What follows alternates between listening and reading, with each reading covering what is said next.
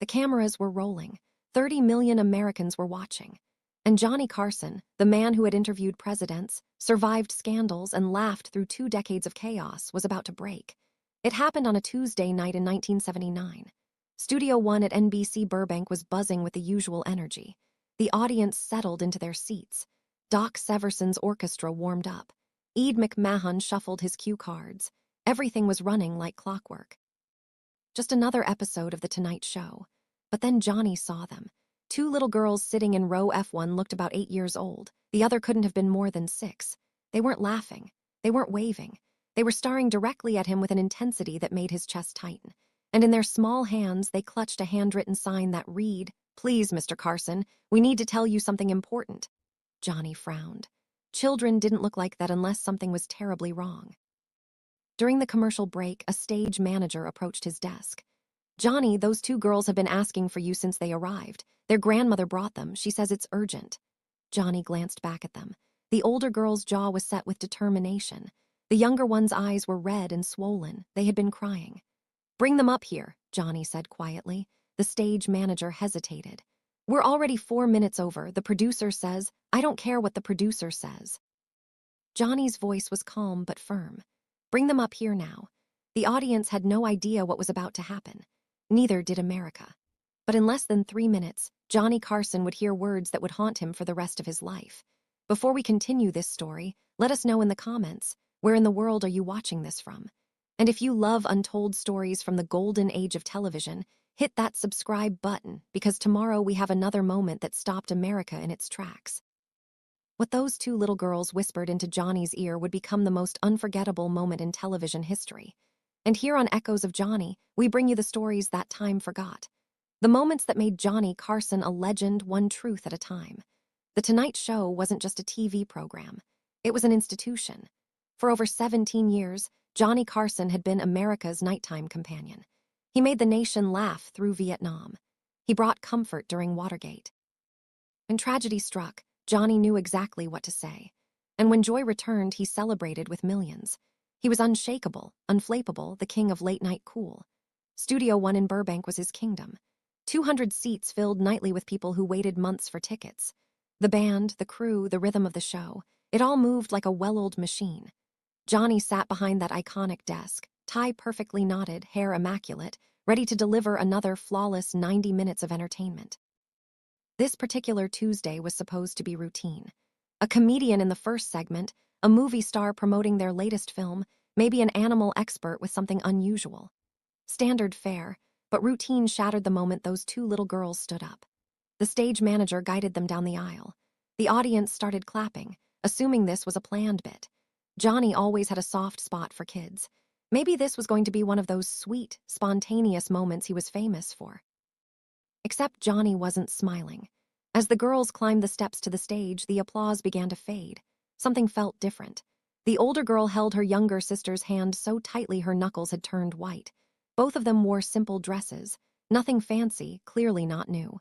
Their shoes were scuffed. Their hair had been brushed carefully, but you could tell it hadn't been done by a professional.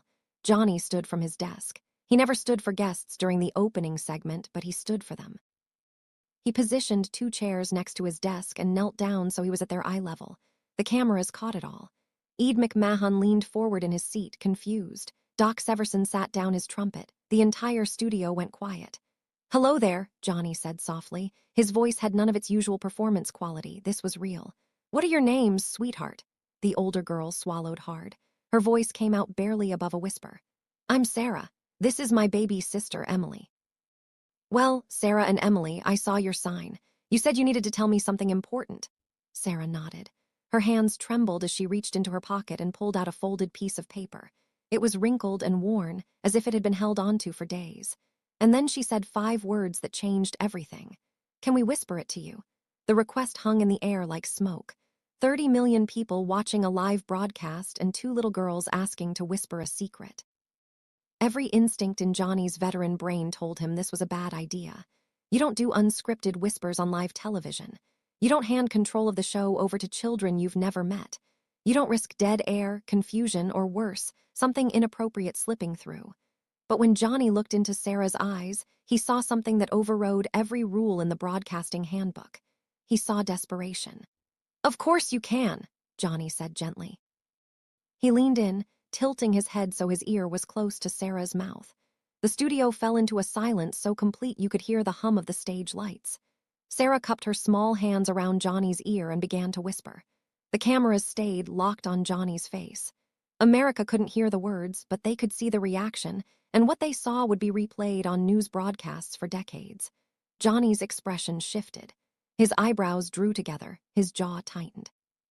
He closed his eyes as Sarah continued speaking, her tiny voice delivering words that clearly carried unbearable weight. 15 seconds passed, 20, 30. When Sarah finally pulled back, Johnny didn't move. He stayed frozen, his hand gripping the edge of his desk. His eyes remained closed. His chest rose and fell with slow, deliberate breaths as if he was trying to steady himself.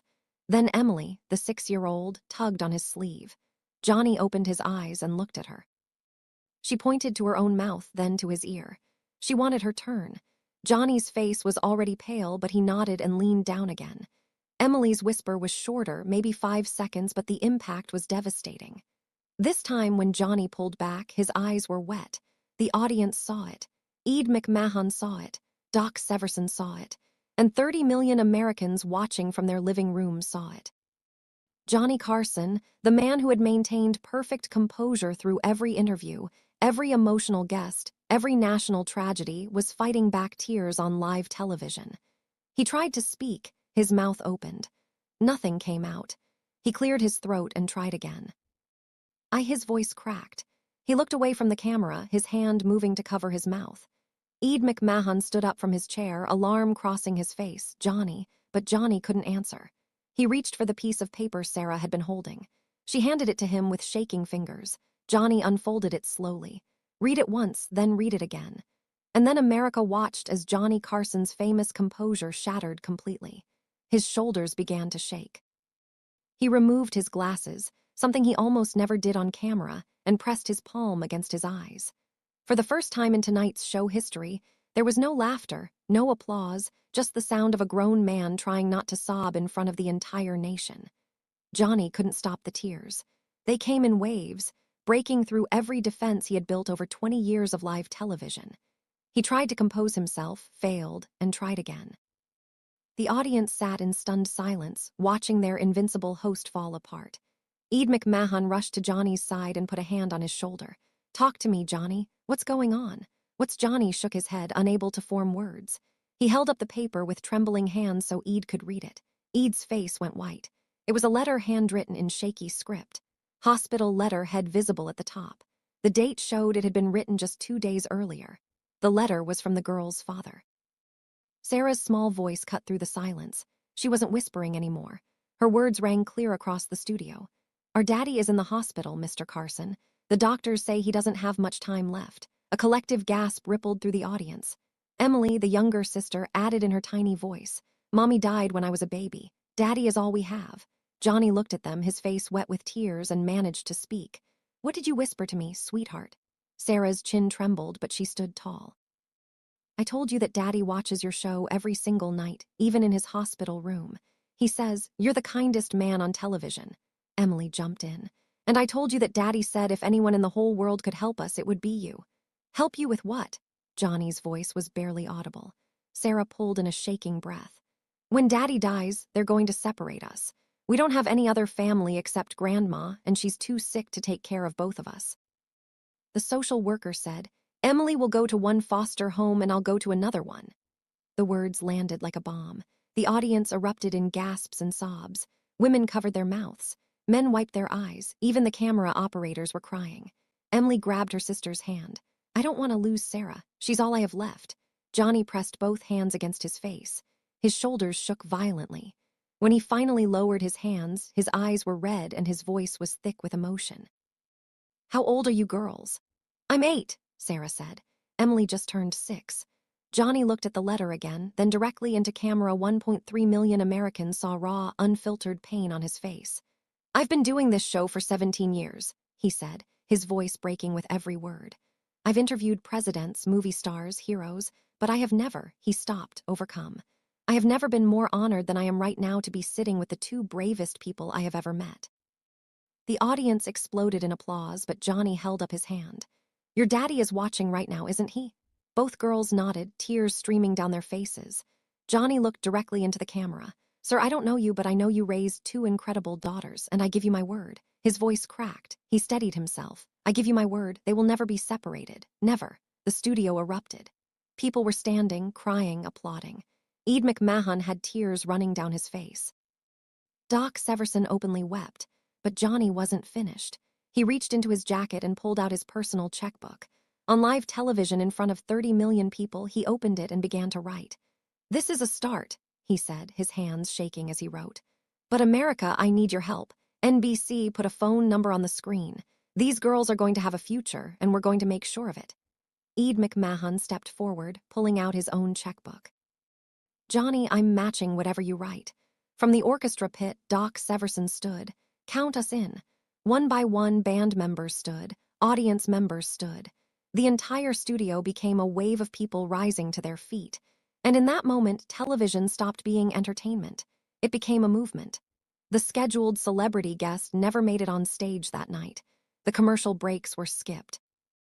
NBC executives watched from the control room in shock as their carefully planned show transformed into something unprecedented. Johnny refused to end the segment. The phone lines at NBC lit up like a wildfire. Operators were overwhelmed within minutes. Americans from every state were calling asking how they could help. Donations poured in so fast the network couldn't keep track. Then the studio phone rang. A production assistant answered, listened, and went pale. She walked onto the stage during the live broadcast and whispered something to Johnny. Johnny's eyes widened. Patch it through to the studio speakers. The audience held its breath. A weak, raspy male voice filled the studio. Mr. Carson, this is David Mitchell. I'm Sarah and Emily's father. The girls gasped. Daddy.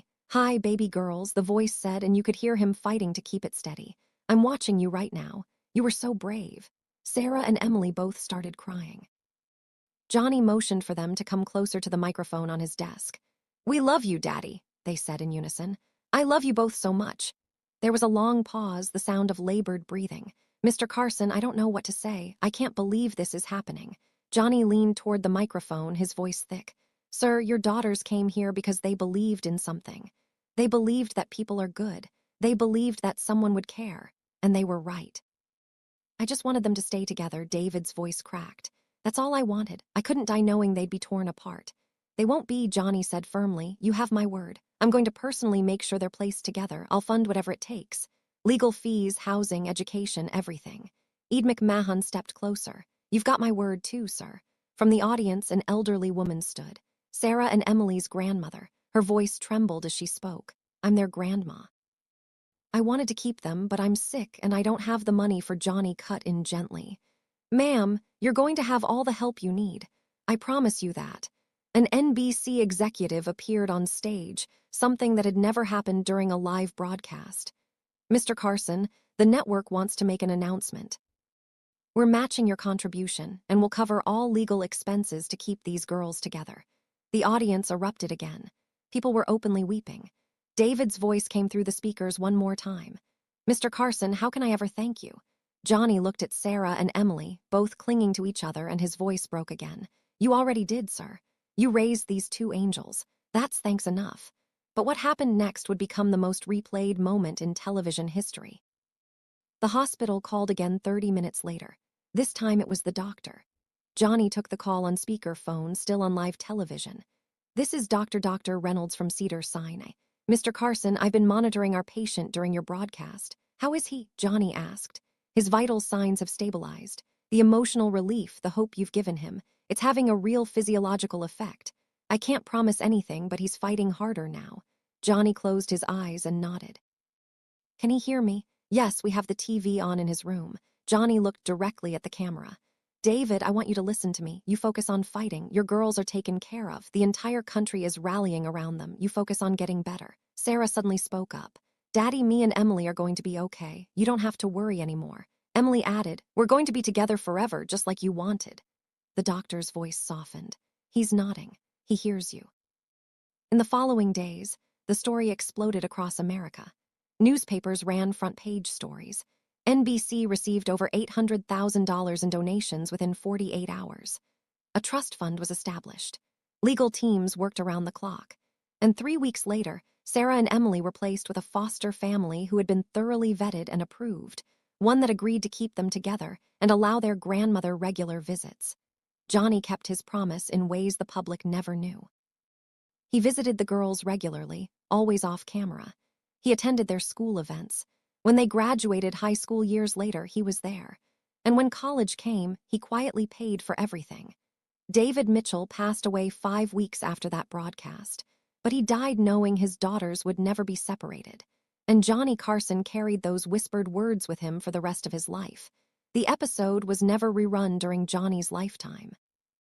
He considered it too personal, too sacred, but it became the most requested footage in NBC's archives.